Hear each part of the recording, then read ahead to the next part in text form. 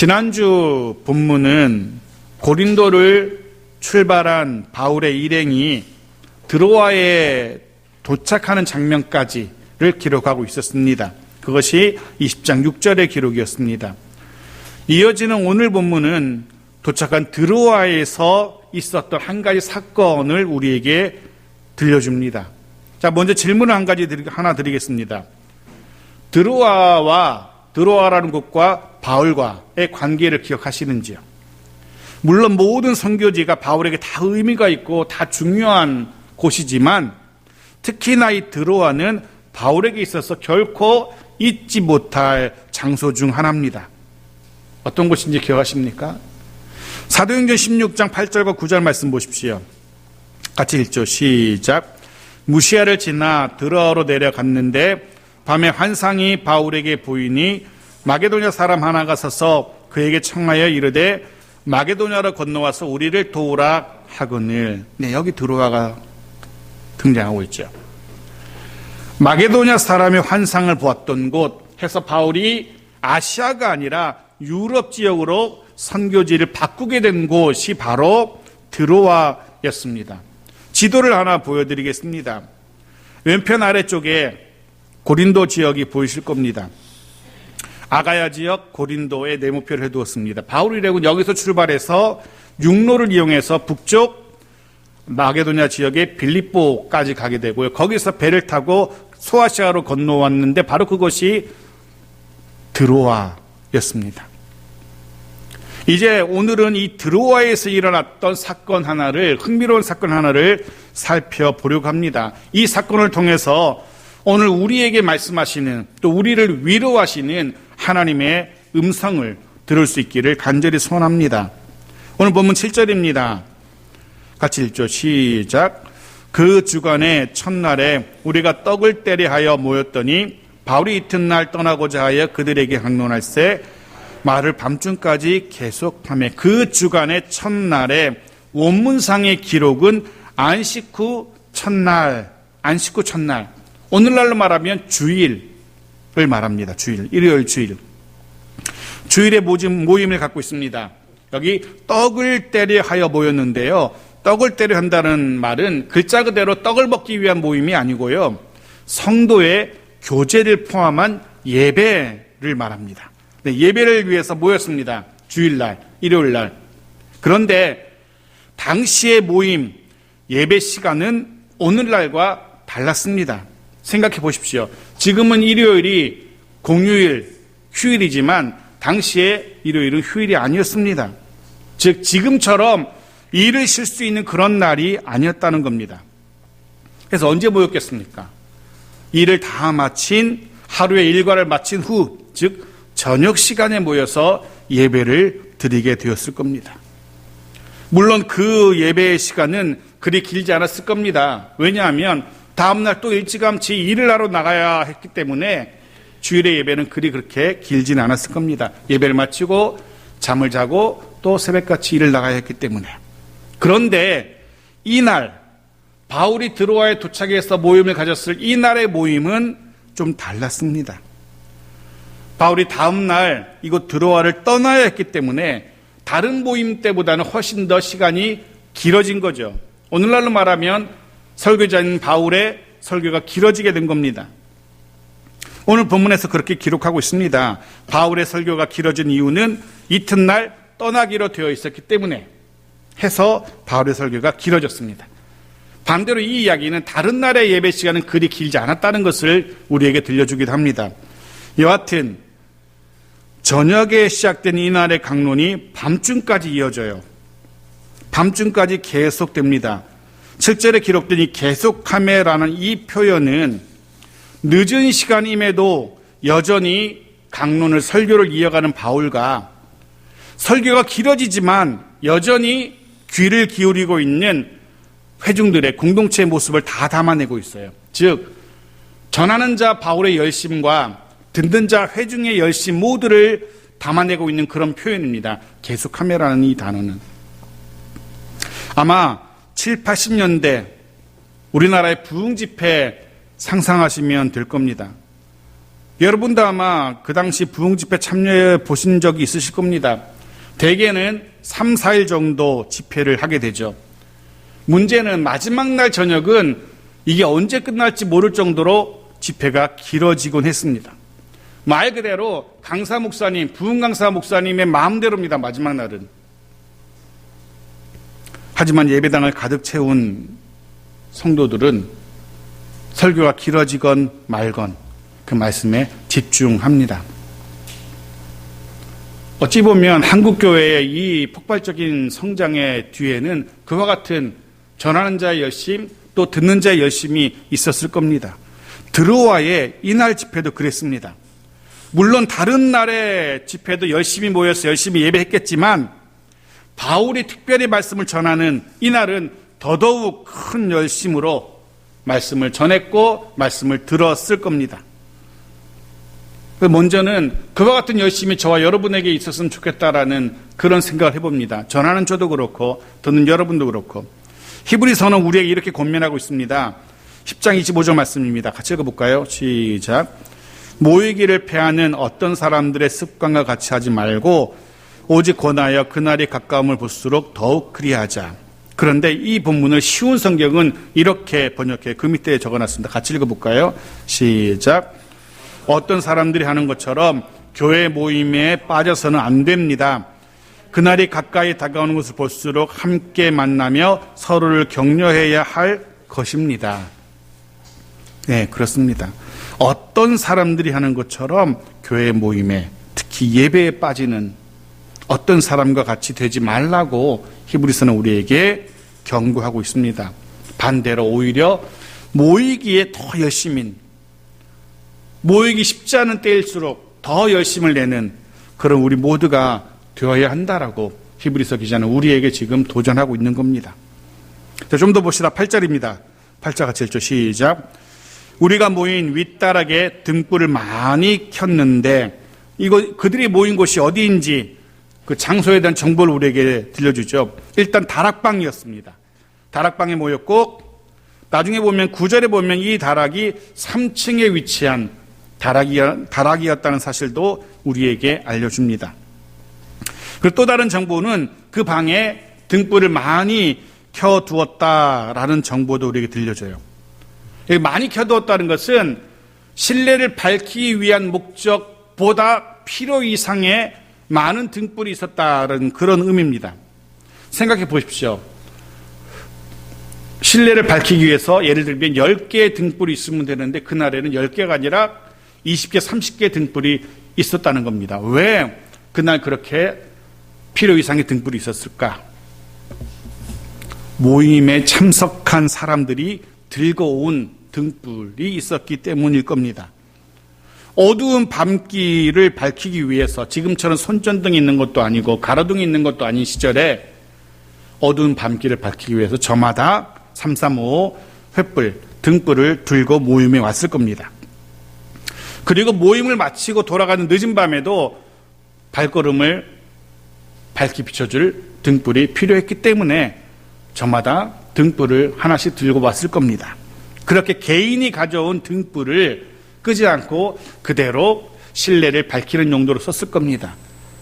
왜냐하면 그들이 그렇게 모임이 길어질 줄 몰랐을 겁니다. 모임이 그렇게 길어질 줄 알았으면 아예 등불을 켜놓고 기름을 아꼈을 텐데 그럴 생각 없이 그냥 늘 하던 대로 등불을 켜두었던 겁니다.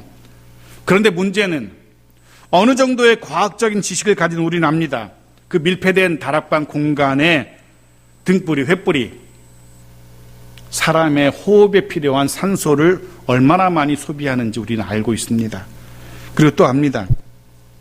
그곳에 모인 사람들이 호흡하며 내뱉는 이산화탄소가 그 방을 곧 가득 채울 거라는 사실. 그리고 활활 타오르는 등불이 내뱉는 일산화탄소와 같은 것들이 그 공간을 채우게 된다는 사실도 우리는 압니다. 자, 질문입니다. 산소는 점점 희박해지고 일산화탄소, 이산화탄소가 많아지게 될 때, 즉 사람들이 산소가 아닌 이산화탄소나 일산화탄소를 마시게 될 때 사람들의 몸에는 어떤 증상이 일어나게 될까요? 9절입니다. 봅시다. 어떻게 되는지. 같이 읽죠. 시작. 유두고라 하는 청년이 창에 걸터 앉아 있다가 깊이 졸더니 바울이 강론하기를 더 오래 하며 졸음을 이기지 못하여 3층에서 떨어지거늘 이렇게 보니 죽었는지라. 한 청년이 등장합니다. 청년의 이름은 유두고. 이름의 뜻이 행운입니다. 행운. 행운아 유두고, 이런 이름의 뜻이죠. 정말 이 사람이, 이 청년이 이름의 뜻처럼 운이 좋은 청년이었는지 행운아였는지 아닌지 좀 더 봅시다. 이 청년이 창에 걸터 앉아 있다가 결국 꾸벅꾸벅 졸게 됩니다. 네, 그렇습니다. 산소가 희박해지고 이산화탄소나 일산탄소를 많이 마시게 되면 결국 사람은 잠이 들게 되고요. 더 심하면 영원한 잠에 들게 되죠. 사실 창에 걸터 앉아 있다는 것은 나름 좋은 자리를 선점했어요. 신선한 공기가 창을 통해서 들어오는 바로 그 길목, 가장 먼저 신선한 공기를 마실 수 있는 장소예요. 그럼에도 불구하고 많은 횃불로 인하여, 많은 사람들로 인하여 결국 이 청년 유두고는 꾸벅꾸벅 졸기 시작합니다. 물론 거꾸로 생각하면 이 청년도 참 대단하다는 생각을 할 수 있죠.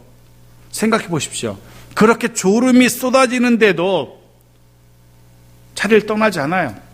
떠나지 못했을 수도 있고, 졸음을 참아내면서 바울의 설교를 듣고 있습니다. 자신이 할 수 있는 최선을 다해서 바울의 강론을 듣고 있는 겁니다. 왜냐하면 바울의 강론을 또 언제 들을 수 있겠어요? 그런 생각 때문에 이 청년은 졸음을 이기며 말씀을 듣고 있습니다. 어쩌면 자신의 허벅지를 볼을 꼬집으면서 버텼을지도 모릅니다. 아마 이 청년만이 아니었을 겁니다. 일을 하고 놀다가 쉬다 온 게 아니잖아요. 자다 온 게 아니잖아요. 하루 종일 일을 하다가 퇴근하고 모여서 예배를 드리고 있는 겁니다. 분명 다른 사람들도 비슷하게 졸음을 이기면서 바울의 설교를 듣고 있었을 거예요.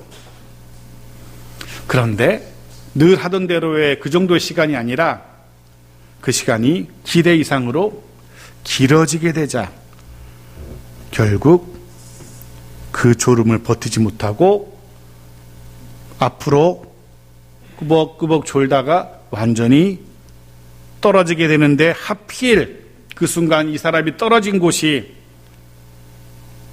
창틀에 하필이면 열린 창문을 통해서 밖으로 떨어져요. 조금 전에 우리는 그곳이 3층이라는 기록을 보았어요. 졸다가 한 청년이 열린 창문으로 떨어진 겁니다. 주변 사람들이 난리가 났습니다. 아수라장이 된 겁니다. 사람들은 밖으로 뛰어나가고 떨어진 청년을 살펴봅니다. 이렇게 봅니다. 하지만 3층에서 졸다 떨어진 이 청년은 이미 숨을 거둔 상태였습니다. 이름의 뜻은 행운인데 이 유두고, 행운이라는 이름에 걸맞지 않게 말도 되지 않는 황당한 모습으로 졸다가, 예배에 나와서 졸다가 최후를 맞이한 겁니다. 우리 예배장이 지한 게 얼마나 다행인지 몰라요. 높은 층이었으면 주의 말씀이 선포될 때 조는 것이 이렇게 위험합니다. 농담이고요. 네. 행운이라는 의미의 이름을 가진 청년이었지만 어이없게도 불행하게도 예배 시간에 졸다가 떨어져 목숨을 잃고 맙니다. 생각해 보십시오. 하필이면 왜 그리 떨어졌을까? 앞으로 쓰러졌으면, 창 쪽이 아닌 사람들 쪽으로 쓰러졌으면 엄청 쪽팔렸겠지만, 엄청 창피했겠지만 죽진 않았을 거예요. 하필이면 열린 창문으로 떨어져서 죽고 맙니다. 여하튼 결과적으로 교회에 예배드리러 왔던 청년이 건물 밖으로 떨어져 죽는 엄청난 사건이 일어난 겁니다. 이후의 일들을 상상해 보십시오. 날이 밝게 되면 당장 경찰에 뛰어오겠죠. 경찰에 뛰어와서 누가 민 건 아닌지, 무엇 때문에 이 사람이 떨어져 죽었는지 수사를 시작할 것이고, 뉴스를 통해서 전국으로 이 이야기가 퍼져나가겠죠. 오늘날로 생각하면. 게다가 교회에 대한 말도 되지 않는 이상한 소문들이 또 퍼져나가게 될 겁니다. 그 교회는 이상한 이단 집단이래, 사람들에게 이상한 걸 먹여서 해롱해롱 만들어서 그렇대, 이런 말도 되지 않는 이야기들도 퍼져나갈 겁니다. 아마도 그 이후에는 아무도 드로아의 교회에 사람들이 오지 않을 겁니다. 결국 드로아의 교회는 문을 닫게 될지 모릅니다. 이런 일들이 일어날 겁니다, 오늘날로 생각하면. 그런데 당시 이 상황이 어떻게 있었다는지 봅시다. 10절입니다. 같이 읽죠. 시작. 바울이 내려가서 그 위에 엎드려 그 몸을 안고 말하되 떠들지 말라, 생명이 그에게 있다 하고 바울도 뒤따라 나갑니다. 숨을 거둔 청년 유두고 위에 엎드리고 그의 몸을 꼭 껴안습니다. 그리고는 주변의 사람들에게 이야기합니다.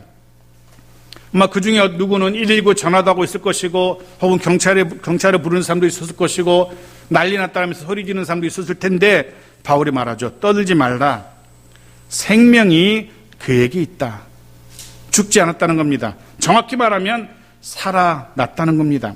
조금 전 사람들은 그가 이미 죽었다는 사실을 확인해 줬습니다. 바울이 죽지 않았다, 살아났다는 겁니다. 분명 죽었던 청년입니다. 많은 사람들이 그의 죽음을 확인했습니다.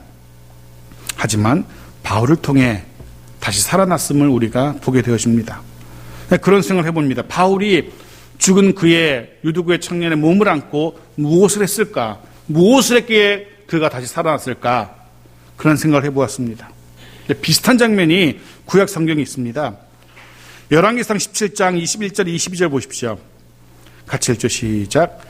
그 아이 위에 몸을 3번 펴서 엎드리고 여호와께 부르짖어 이르되 내 하나님 여호와여 원하건대 이 아이의 혼으로 그의 몸에 돌아오게 하옵소서 하니 여호와께서 엘리야의 소리를 들으심으로 그 아이의 혼이 몸으로 돌아오고 살아난지라. 엘리야가 여호와 하나님께 간절히 부르짖어 기도했고 그의 혼이 돌아오게 해달라고, 살려달라고 간절히 기도했고 여호와께서 그의 소리를 들으셨고 그 아이로 하여금 다시 살아나게 했던 일이 있었습니다. 바울 역시 마찬가지였을 겁니다. 죽은 청년 유두구의 몸을 안고 간절히 기도했을 겁니다. 주께서 이 아이의 영혼을 다시 살려달라고, 새롭게 해달라고 기도했을 겁니다. 그리고 주께서 바울의 그 부르짖음의 기도에 응답하셨습니다. 다시 살아납니다. 정말 유두고라는 이름처럼 이 청년은 행운아였던 겁니다. 물론 여담이지만 바울이 설교를 그렇게까지 길게 하지만 않았다면 이 청년은 졸지도 않았을 것이고 죽지도 않았을 겁니다. 해서 이 청년의 죽음에는 바울의 책임도 어느 정도 있습니다. 그래서 바울이 그렇게 간절히 기도했을지도 모르겠습니다. 여하튼 결과적으로 드로아의 교회는 죽은 자가 살아나는, 인간적으로 생각할 때 상상할 수 없는 기적을 드로아의 교회가 체험하게 됩니다. 죽음의 세력을 이기시고 부활하신 주님의 부활의 능력을 그들의 눈으로, 말로만 들었던, 귀로만 들었던 이야기를 그들의 눈으로 직접 목격하게 된 겁니다. 졸음을 쫓으며 예배에 참석했던, 졸음을 쫓으며 바울의 강론을, 주의 말씀을 들었던 이들이 황당한 죽음을 목격하고 망연자실했었지만 오히려 분위기는 완전히 바뀌어서 주의 부활의 능력을 체험하게 되어지는, 기적을 체험하게 되어지는 복된 사람들이 된 겁니다. 이사야서 63장 3절의 말씀이 떠올랐습니다. 같이 읽어볼까요? 시작. 무릇 시온에서 슬퍼하는 자에게 화관을 주어 그 죄를 대신하며 기쁨의 기름으로 그 슬픔을 대신하며 찬송의 옷으로 그 근심을 대신하시고 그들이 의의 나무 곧 여호와께서 심으신 그 영광을 나타낼 자라 일컬음을 받게 하려 하심이라. 아멘. 슬픔을 기쁨으로 바꾸시는 하나님의 은혜가 드로아의 교회에 임한 겁니다. 근심을 바꾸셔서 찬송케 하시는 하나님의 은혜가 그 밤 그곳에 임한 겁니다. 연약한 삶을 바꾸셔서 하나님의 영광이 드러나게 하셨고, 해서 간절히 기도하기는 우리 창성의 공동체에도 우리들의 가정에도 일터에도 이런 복된 체험이 있기를 기도합니다. 바꾸시는 성령의 일하심, 살아나게 하시는 성령의 일하심, 회복하게 하시고 승리하게 하시는 성령의 일하심이 우리의 모임 가운데, 우리 가정과 일터 가운데 있기를 주의 이름으로 축복합니다. 자, 11절 말씀입니다. 같이 읽죠. 시작. 올라가 떡을 떼어 먹고 오랫동안 곧 날이 새기까지 이야기하고 떠나니라. 소동 후에도 강론이 이어져요. 설교가 이어져요. 참 대단한 사람이고 그래요. 이 정도의 소란이 있었으면 어느 정도 모임을 파하고 이제 갈만도 한데, 잠시 떡을 떼고 잠깐의 휴식을 갖고 다시금 강론을 이어가요. 보통은 그런 소동이 있으면 모임을 마치는 게 보통인데, 그런데도 바울은 설교를 이어가고 모인 사람들도 그 모임을 계속합니다. 심지어는 꼬박 밤을 넘기고 새벽, 날이 새기까지 강론을 이어가고 있습니다. 이제 이들은 잠도 못 자고 다시 일터로 가야 돼요. 정말 대단한 사람들이라는 생각을 합니다. 정말 대단한 열심의 사람들입니다. 그런 생각을 해봅니다. 어쩌면 이런 열심의 사람들이었기에 죽은 자가 다시 살아나는 기적을 체험할 수 있지 않았을까, 그런 생각을 해봅니다. 이런 열심의 사람이었기에 우리는 이런 기적의 당사자들, 목격자들을 부러워만 하는데, 사실은 우리가 그런 열심의 사람들이 되지 못하기 때문에 우리가 그런 기적의 체험자들이 되지 않는 것은 아닐까, 그런 생각도 해봅니다. 그리고 흥미로운 사실은 성경 어디에도 예배 시간에 졸다 떨어져 죽은 유두고를 비난하지 않는다는 거예요. 그 어디에도, 성경 어디에도 유두고를 나무라거나 그를 조롱하거나 그를 비난하지 않아요. 그의 졸음을 비난하지 않는 겁니다. 물론 저도 예배 시간에 조는 여러분을 비난하지 않습니다. 물론 여러분이 밤늦게 잠이 든 잘못도 있지만 슬프게는 절반은 또 저의 책임이기 때문에 예배 시간에 조는 여러분을 그렇게 비난하지 않아요. 자, 여러분 생각해 보십시오. 왜 성경이 예배 시간에 꾸벅꾸벅 졸았던 유두고의 졸음을 비난하지 않을까? 왜 그랬을까? 유두고는, 그리고 그를 포함한 다른 모든 드로아의 성도들은 늘 말씀 앞에 머물기 위해서 열심이었던 사람들이었기 때문에 그렇습니다.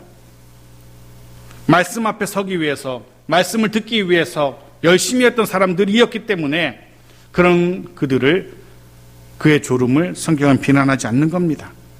다시 한번 말씀드리지만 그런 열심의 사람들이었기에 주의 성령은 죽은 자를 다시 살리셨던 겁니다. 해서 바라기는 먼저 모이기에 열심인 우리들이어야 합니다.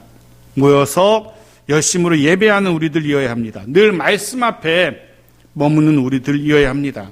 그럴 때 주의 성령은 그런 우리를 위하여 놀라운 기적을 체험하게 하실 겁니다. 그럴 때 상황을 바꾸시는 주의 일하심을 우리가 체험하게 될 겁니다. 자, 마지막 12절입니다. 같이 읽죠. 시작. 사람들이 살아난 청년을 데리고 가서 적지 않게 위로를 받았더라. 드로아의 제자들이 이 사건을 통해 살아난 청년 유두고로 인하여 큰 위로를 받았다라고 기록합니다. 문장을 다시 한번 잘 보십시오. 사람들이 적지 않게 크게 위로를 받았더라. 사람들이 위로를 받았어요. 그러면 그 위로를 누가 준 걸까요? 누가 준 위로일까? 사람들은 위로를 받았는데 누가 주었는지는 정확하게 표현하지 않아요. 주께서, 주의 성령께서 드로아의 그 모임에 참석했던 이들을 위로하신 겁니다. 주의 성령께서. 사랑하는 성도 여러분, 꼭 기억하십시오. 때로 힘들고 힘겹고 지치고 짜증나고 소망을 잃어갈 때, 누군가의 위로가 필요하고 누군가의 격려가 필요하고 도움이 필요할 때, 그때 사람의 위로를 기대하지 마십시오. 세상의 위로를 기대하지 마십시오. 이런 찬양이 있습니다. 좀 이따 부르겠지만, 괴로울 때 주님의 얼굴 보라, 평화의 주님 바라보아라. 세상에서 시달린 친구들아, 위로의 주님 바라보아라. 힘이 없고 내 마음 연약할 때 능력의 주님 바라보아라. 주의 이름 부르는 모든 자는 힘주시고 늘 지켜주시리. 그렇습니다. 힘겨울 때, 버거울 때, 아무도 내 형편을 몰라줄 때 사람 보지 마시고 주님 바라보십시오. 그 주님 앞에 엎드리십시오. 주님의 위로하심을 구하십시오. 그 어디에서도 그 누구에게서도 얻을 수 없는 참된 위로를 분명히 경험하게 될 겁니다. 바라기는 저 여러분 모두에게 주의 성령께서 주시는 이와 같은 위로가 있기를 축복합니다. 우리의 공동체도 드로아의 공동체처럼 다시 살아남의 간증이 있는 그런 공동체이기를 축복합니다. 이런 의미에서 바로 저와 여러분이, 유두고가 아니라 바로 저와 여러분이 이 시대의 행운아들로 불릴 수 있기를 주의 이름으로 축복합니다. 아멘.